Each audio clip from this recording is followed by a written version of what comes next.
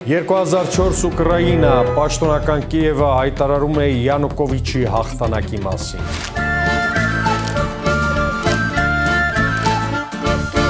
Ընդդիմադիր քաղաքացին բողոքում է, պահանջում ոչ թե վերահաշվարկ, այլ նոր քվեարկություն։ Մասնակցության մակարդակը հասնում է ռեկորդային 80% իրական փոփոխություն եւ հաղթեց Վիկտոր Յուշչենկոն։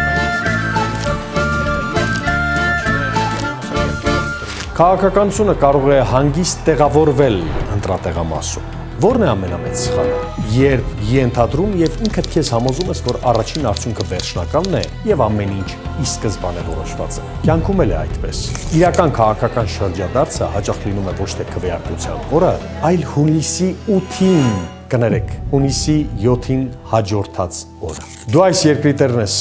ոչ թե դիտորդը։ Արի քարը փեշիցը թափի 15 րոպե հատկացրու գնանք ընտրատեղամաս։ Լայքը, սրտիկը, զարմանքը, ծիծաղը, զայրույթը, էմոջի են եւ միայն Facebook-ում։ Իրական փոփոխության հնարավորությունը ընտրությունն է։ Եթե քեզ հետաքրքիր է ասեմ, ինքս գնալու եմ ընտրության եւ թույլ չեմ տալու, որ վերարտադրվի մեր պետությունը կործանող խմբակը։ Մնացածը դու որոշիր։ Դու գիտես քո անելիքը։